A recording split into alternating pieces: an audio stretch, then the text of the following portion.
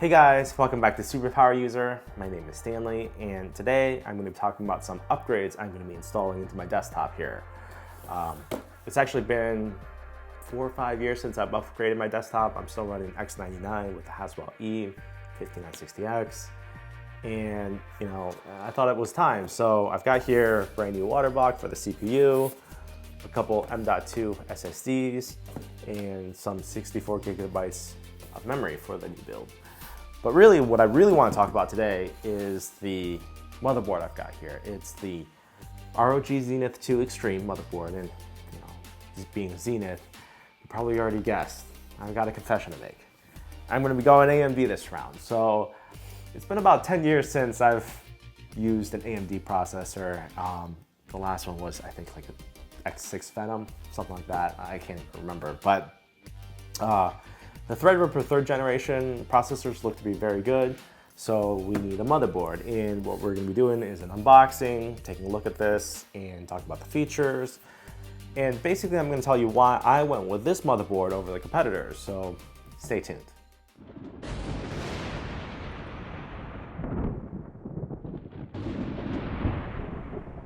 All right, so here is the box. These boxes get heavier and heavier every generation, and this is no exception. This thing feels like a bowling ball. Of course, that's because of all the extensive use of aluminum and steel on the motherboard, so naturally they get heavier and heavier.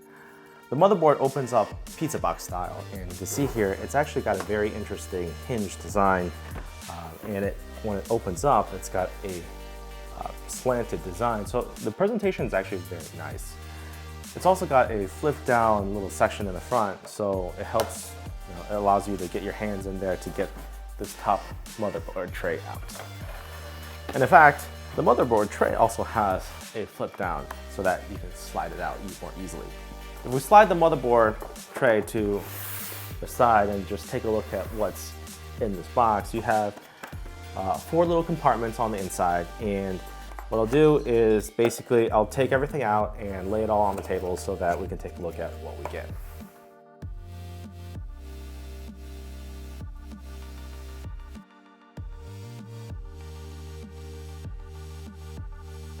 All right, so I've got everything out of the box, and the first thing we'll take a look at is the instruction manual. In the manual here, the first thing you get is a little ROG little coaster for the table. Some information about the fan extension card too, our ROG stickers, and then the actual instruction manual. Of course, you can always download this online if you need as well. All right, so here are the SATA cables. You have 2 normal SATA cables with one of the 90-degree angles.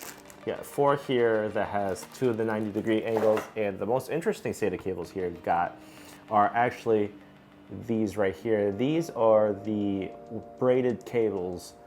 You get 2 of these, one that has a 90-degree angle, the other one with straight ends. So honestly, I'm probably never gonna use these SATA cables, but it's nice to be seeing some braided SATA cables directly from the manufacturer. All right, so what else do you get? You also get a ROG branded screwdriver along with the extension drill bit right here. This is absolutely not necessary, but again, spending $850 on a motherboard, it's kind of nice to have little touches like this. Next, you have a driver, a USB drive, and this is a little teeny tiny USB drive that contains all of the drivers. Now, this being brand new, the drivers are probably still up to date, but of course you should always download the drivers off of the internet.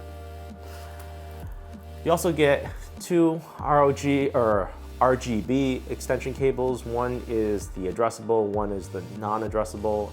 This is just basically extending the RGB headers to wherever you need to go to light up your RGB LED. And this, I actually have no idea what this is. This looks like a USB cable. It's probably to power the Fan Expert 2 card here. I'm sure you plug this in and then you plug it into here. But this right here, this is This is kind of like a little fan controller, and it's hooked up to your motherboard. Of course, it's hooked up USB to the motherboard, and you have a bunch of full power 100% fans, and then some other fans that you can control using the BIOS or the software inside the motherboard. So you don't have to actually go grab a external fan controller if you don't want to. This right here is the power connector for the Fan Expert 2. You know what? I think I'm gonna plug this in because if I don't, I know I'm gonna lose it and I'm never gonna be able to power this thing again. All right, this right here is the DIMM.2 motherboard slot.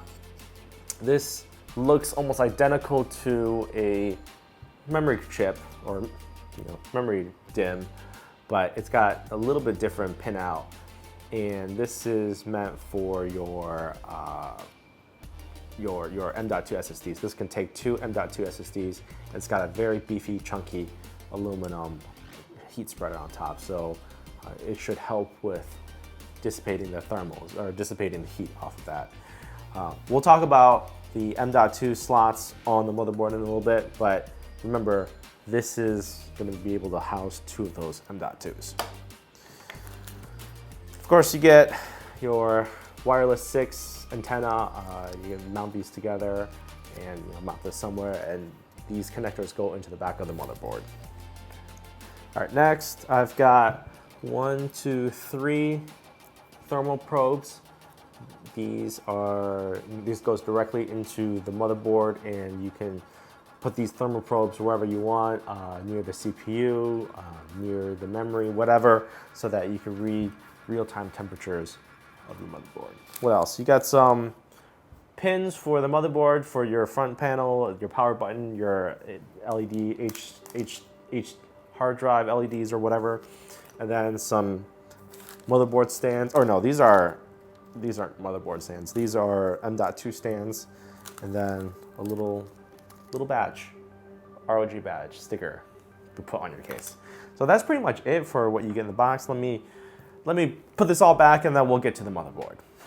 All right, so here is the motherboard itself, and as you can see here, starting from the top, you've got a very chunky aluminum VRM cooling solution. And if I were to remove these screws here, you can get a better look at the fans underneath. And these are two extremely small fans. However, that's not to worry, because these fans really don't spin up unless you hit 60 degrees on the VRM. And from what I'm reading online, people are saying that basically these fans don't spin up until you're really pounding it, something like Prime 95 or whatever.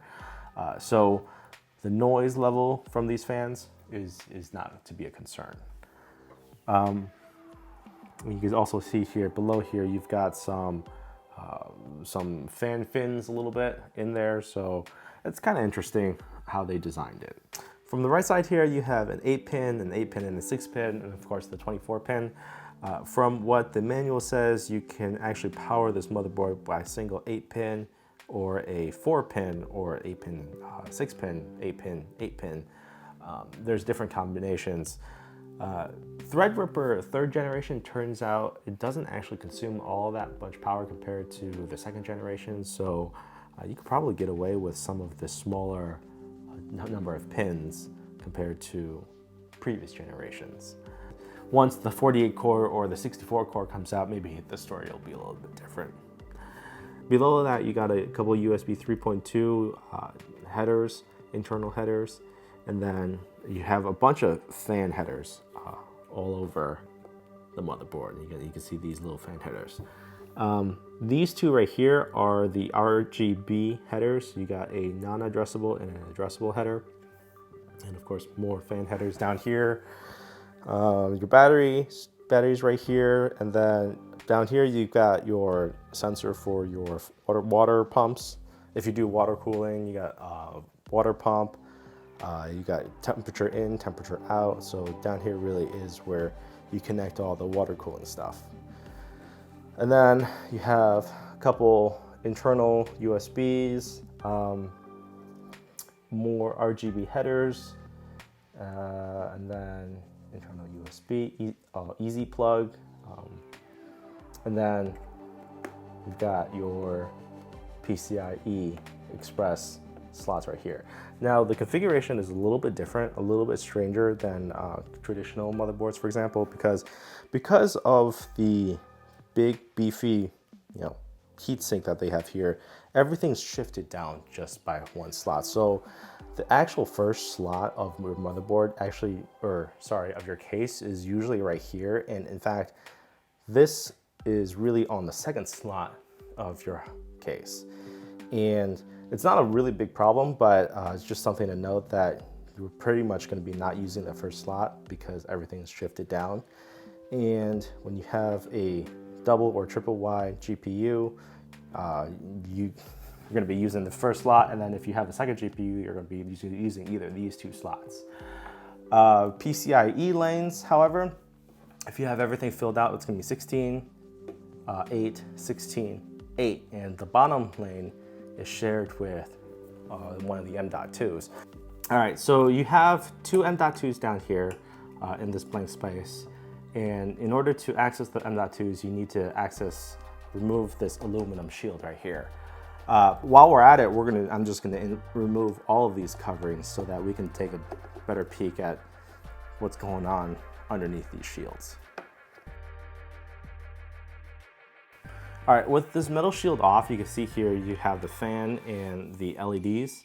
I'm not gonna be taking this off because there's some adhesive underneath this, but we can move on to the aluminum shielding.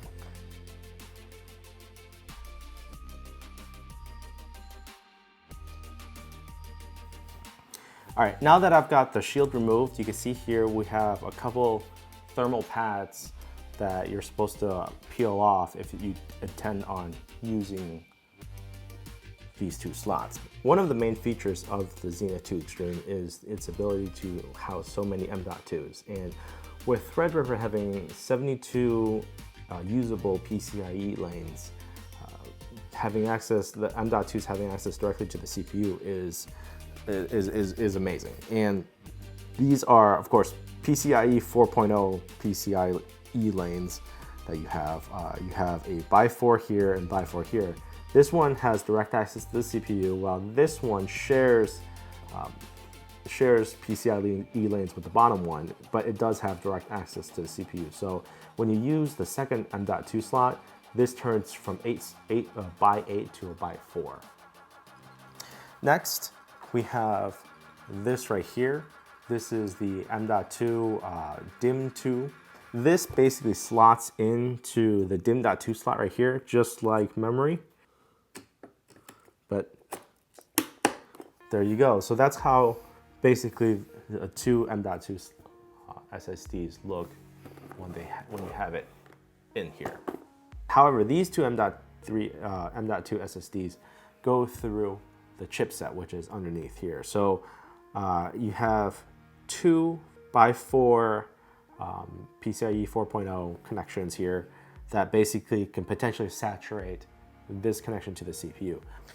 On the back here, you also have the fifth M.2 SSD, and this also goes through the TR40 chipset. So you have a total of 3 SSDs that go through the TR40 chipset, and then 2 that have direct access to the CPU. Potentially, you can completely saturate that by 8 lane going from the PCH to the CPU, but realistically, to be able to be using all of that bandwidth at the same time, that's kind of hard. So, well, there's that. While we're back here, you can also see the steel backplate that we have here that's added for rigidity, and really, that's kind of why this thing is so much heavier than regular motherboards, is because of the shielding back here. All right, since I've already got this removed and opened up, I'm just gonna go ahead and install the 970 EVO Pluses. I've got here, these are 2 1 terabyte SSDs. I'm gonna be planning on running this in RAID 0 as the main boot drive. And these are just gonna sit right here and right here, since they have direct access to the CPU.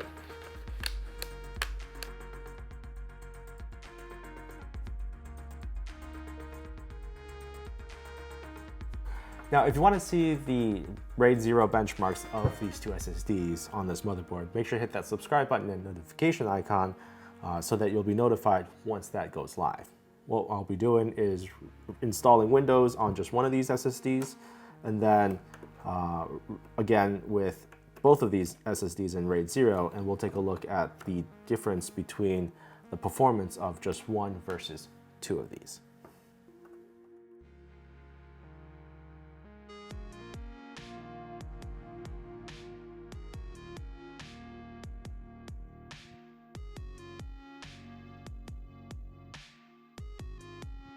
Put this back on. We'll just peel this off to expose the thermal pads. I bet you how many people have never removed this and just stuck it on, because I don't even know. So these are going to be sticking onto that and cooling those chips.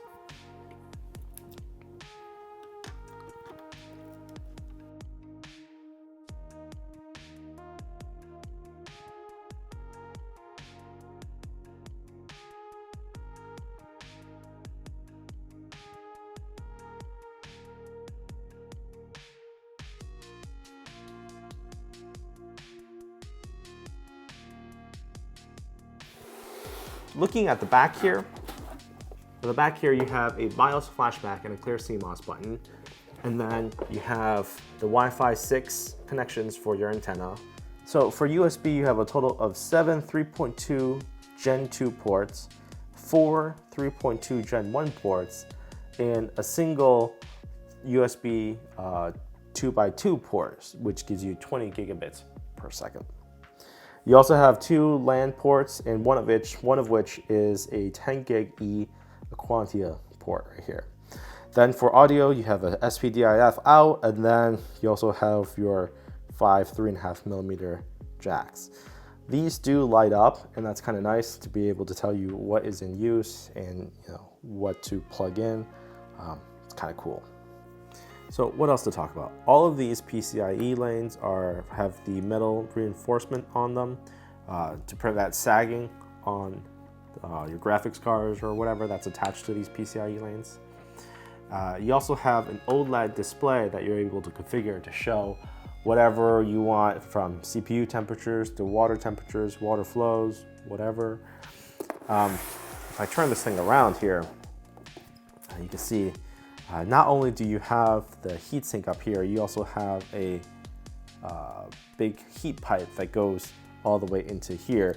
And while this is plastic, right here, this shroud is plastic, this right here, this is aluminum. So you basically have a big chunk of aluminum here, heat pipe, and aluminum to be able to cool those VRMs. Lastly, what you got here is the Supreme FX integrated sound card, if you want to call it. It controls these ports right here, and as you can see, it's a little bit separated from the rest of the board to eliminate the interference from all this going on over here. For SSDs, or for SATA drives, you have access to 1, 2, 3, 4, 5, 6, 7, 8. Same number of SATA drives as the cables that you have in the box. Honestly, you're really probably never going to use these if you have the M.2 SSDs in your system.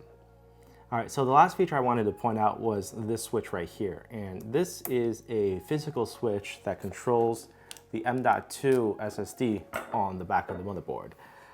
By flipping the switch, you can basically turn that M.2 SSD into cold storage, so you can cut power to it completely.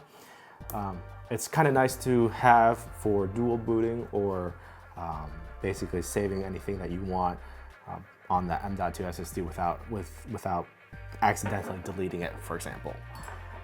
What I plan on doing is I plan on installing an M.2 SSD on the back, and with that, I'm going to be installing Mac OS. You heard me right. So what I plan on doing is I'm going to be dual booting Windows and Mac OS, and trying my hand at Hackintosh with a 3960X 3rd gen Threadripper. So it's gonna be interesting to see if I can get that to work. If that sounds interesting to you, make sure to hit that like and subscribe button for future of those videos that I'm going to be uploading.